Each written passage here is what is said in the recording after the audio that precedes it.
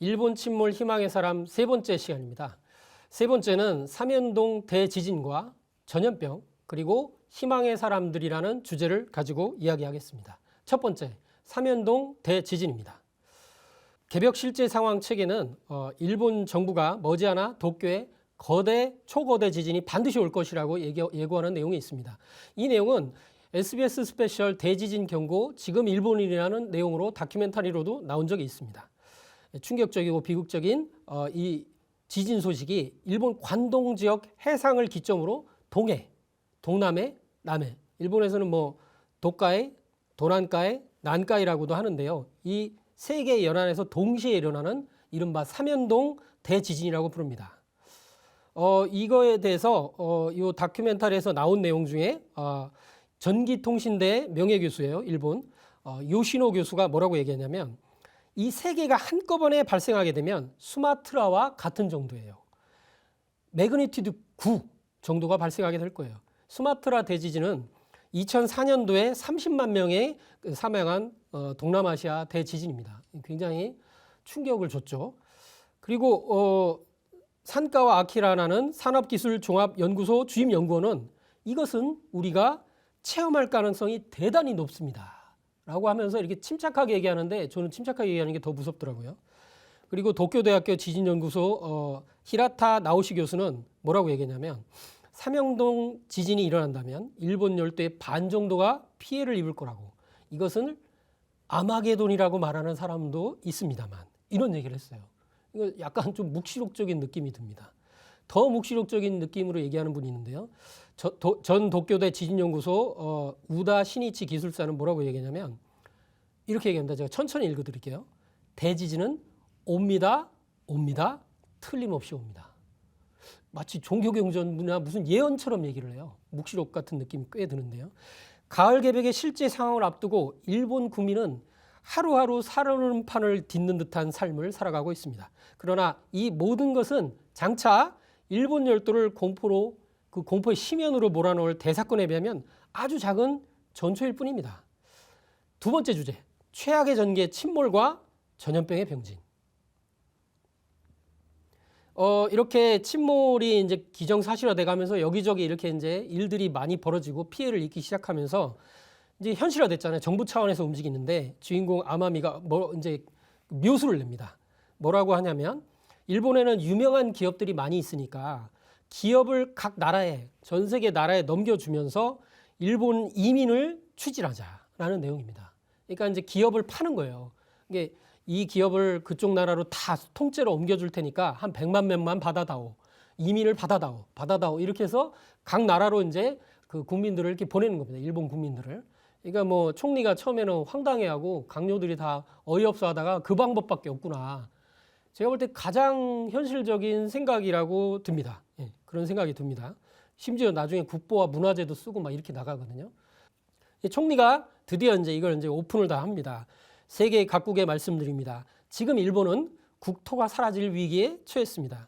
국민들의 목숨을 지키기 위해 앞으로 세계 각국에 이민 수용을 부탁할 것입니다. 부디 일본이 처한 상황을 이해해 주시기 바랍니다. 라면서 이렇게 막 읍소를 해요.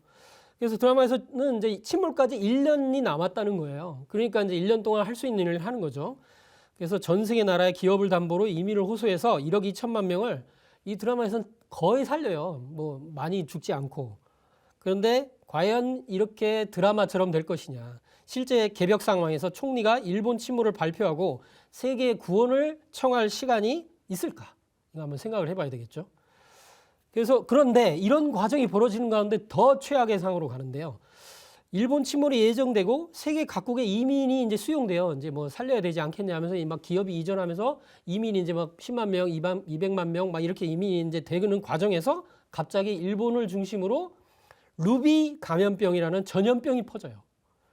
그러니까 뭐 최악의 상황이 벌어진 거죠. 저는 뭐 이걸 보면서 드라마는 드라마구나. 뭐 현실적이면서도 또 이런 일이 이제 벌어지게 되는데 무슨 얘기냐면은 이 그 루비 감염병은 이제 뭐 가상의 병이긴 하지만 불과 1, 2개월 만에 전 세계 1천만 명이 감염이 돼요.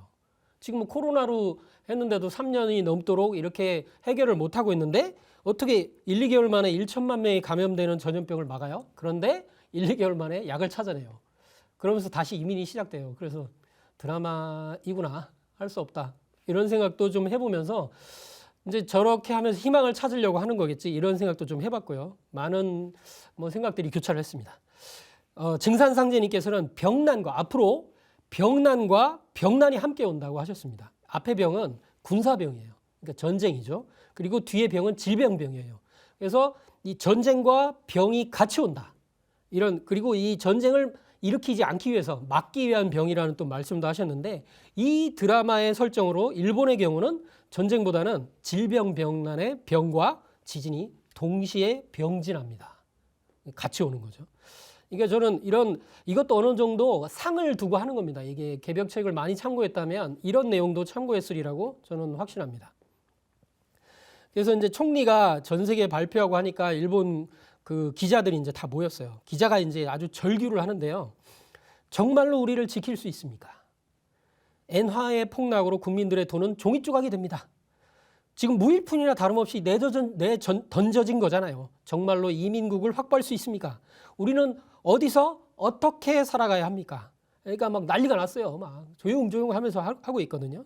정말 이거는 실제로 앞으로 벌어질 수도 있는 실감나는 말들이라고 생각합니다. 국민들이 뭐 이렇게 막 확성기 들고 이렇게 합니다. 나머지 국민들은 일본 국토와 함께 가라앉으라는 거냐 하면서 막 이런 그 장면도 나옵니다. 대혼란이죠. 드라마에서는 일본 총리가 머리 숙여 구원의 손길을 청합니다. 이렇게 막 아주 이제 90도 이제 숙이는 거 알잖아요. 그러나 현실의 일본은 열도의 미래를 전혀 인식하지 못하고 끊임없이 역사 왜곡을 하고 있죠. 스승국의 이제 뿌리를 잡아먹는 만행을 저지르고 있습니다. 이게 일본의 지금 총리 전 총리의 아베는 사도광산 사건을 아실 겁니다. 유네스코의 4대 광산을 등재한다면서 이를 계기로 한국과 역사 전쟁을 해야 된다라는 걸 얼마 전에도 발표했잖아요. 근데 이게 참 아이러니한 게 이 소설의 원작에는 일본의 인접 국가인 한국, 중국 등이 일본 난민의 수용을 이렇게 굉장히 곤란해하는 장면이 나와요. 그래서 일본 정부 내에서 서로 막 싸우는데 한 강요가 이런 말을 합니다. 전후에 일본이 한국 등 동아시아에 제대로 된 사죄라든가 관계 개선을 위한 노력을 했었냐? 이것은 인광보다라는 말을 이렇게 내뱉어요. 참 이게 전부 역사 문제가 또 여기 이제 녹아들어 있구나. 그리고 이제 그런 반성도 어느 정도 여기 이제 표출하려고 했구나. 그런 생각을 좀 해보게 됩니다. 자, 마지막 주제입니다. 희망의 사람. 주인공이 아마미입니다. 아마미에게 이제 타도쿠라가 이렇게 얘기하죠. 억지로라도 방법을 열어봐. 그렇지 않으면 국민들이 바다에 가라앉아. 아마미가 여기저기 막 뜁니다. 굉장히 머리도 좋고 수완이 좋은 사람이에요. 국토와 함께 바다에 가라앉힐 겁니까? 국민들을? 난 그저 한 명이라도 더 살리고 싶었을 뿐이야. 뭐 시기를 놓치면 아무 의미가 없다. 이렇게 이제 대사들을 이렇게 내놓는데요. 특히 이제 가장 이렇게 의미 있는 장면이 뭐냐면 이 아마미한 절친이 토키와라는 인물이 나오는데요. 토키와가 조금 상급자예요. 상급자인데 뭘 결정을 더 할 수 있는 거죠. 근데 이제 관동 침몰 당시 아직 일본이 다 가라앉을지 모르는 상황이에요. 그런데 아마미는 빨리 공개해야 된다. 근데 토키와는 이렇게 얘기합니다. 정보를 빨리 공개하면 주식과 환율의 폭락으로 이어져서 관동이 가라앉기 전에 일본 경제가 먼저 무너질 수 있다. 먼저 무너질 수 있어요. 라고 회의 자리에서 공식적으로 얘기해요. 근데 아마미가 이렇게 얘기합니다. 아무리 절친이지만 이런 말을 합니다. 당신은 사람 목숨보다 경제가 우선입니까? 하면서 완전 막 쏘아붙이거든요. 이 눈빛이 굉장히 강렬해져요. 저는 이 아마미의 이 한마디가 일본 침몰 희망의 사람, 요 드라마 전체를 관통하는 주제라고 생각합니다. 실제로 이제 관동 침몰이 일어났어요. 아마미가 이제 미리 이제 수를 써서 발표하는 바람에 수백만 명이 살았어요. 근데 토키와가 이렇게 이제 반성을 하는데요. 실제 의자에 이제 기대는 잠깐 꿈을 꾸는데 자신의 생각처럼 한 2개월 후에 뒤에 그냥 발표했으면 무슨 일이 벌어졌을까 하는 꿈이에요. 그 결과로 이제 수백만 명이 바다로 침몰하는 꿈을 꿨다. 결국 내가 보고 있던 건 주가와 환율의 숫자뿐이었고 국민 한 사람 한 사람을 얼굴은 보지 않았다 하면서 굉장히 반성을 하는 장면입니다. 그러니까 이제 그 아마미의 생각이 옳았다는 거죠. 이게 뭐 국가를 운영하는 입장에서는 어쩔 수 없는 측면도 있겠지만요.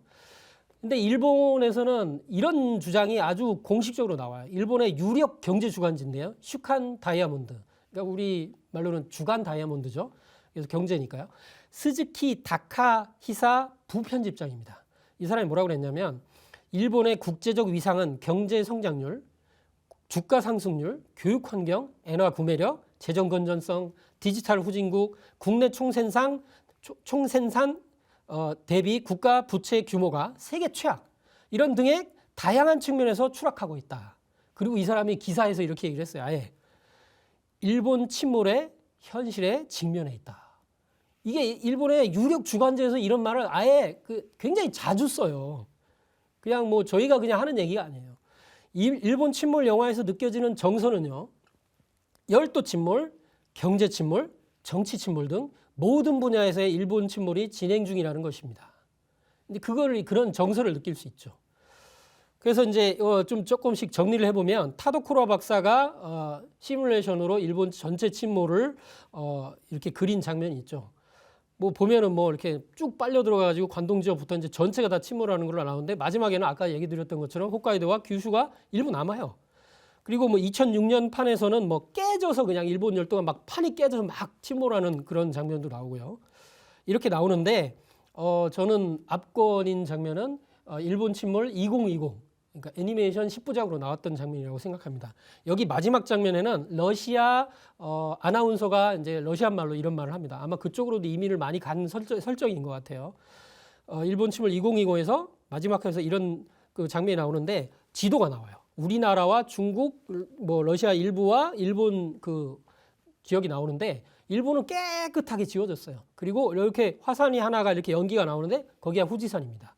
그리고 우리나라가 나옵니다. 우리나라에 그 동해안과 남해안 그리고 제주도가 없어요. 지우개를 지운 것처럼 사라져 있어요. 아마 일본 열도의 거대한 침몰로 쓰나미가 아마 쓸어서 거기까지 온 것 같아요. 그런 설정으로 나타나 있습니다. 그래서 이제 이런 장면이 참 좀 무섭게도 다가오고 합니다. 뉴스 앵커가 아시아의 주요국 중 한 곳이 침몰했습니다. 인류가 한 번도 경험해보지 못한 대형 자연재해가 발생해 일본은 일부 주변 국가와 함께 일부 주변 국가는 우리나라죠. 모습을 감췄습니다. 이런 내용이 나옵니다. 그러니까 이게 먼 얘기가 아니고 우리도 해당된다는 얘기입니다. 안전지대가 아니다. 일본 열도가 바닷속으로 가라앉게 되면 거대한 해일이 한두 시간 내로 한반도의 동해와 남해로 밀어닥친다는 것은 조금만 생각해보면 이제 상식적으로 알게 됩니다. 증산상제님께서는 100년 전에 전 지구적인 지각 변동이 한반도에 미치게 될 충격을 이렇게 말씀하셨습니다. 도전 5편 405장인데요. 동네 울산이 흐느적 사국강산이 콩튀듯 한다라고 하셨습니다. 동네는 지금의 부산이에요. 부산 중심부죠. 울산 동네 울산이라고 그랬으니까 부산과 울산이 부산 인근에 있는 동해안 도시인데요.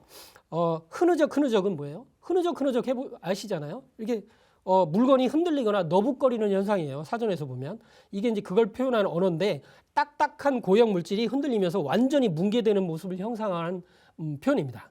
이는 동해안과 남해안 땅이 바닷속으로 꺼져 사라지는 모습을 빗대어 말씀하신 겁니다. 얼마나 충격적이고 당혹스러운 말씀입니까? 그래서 이제 아까도 마지막 보여줬던 그런 장면들이 이게 무슨 드라마 정도의 수준은 아닐 거다. 그리고 상제님께서는 일본은 불로 치리니 종자도 못 찾는다라고 5편 406장에서도 말씀하시는데 그러면서도 또 사해 내에는 다 형제니라 하면서 이게 다 지구촌이 다 형제다. 형제. 남의 얘기가 아니다. 고 하시면서 지구촌 형제가 환란에 있는데 어찌 구하지 않을 수 있으랴는 말씀을 하셨습니다.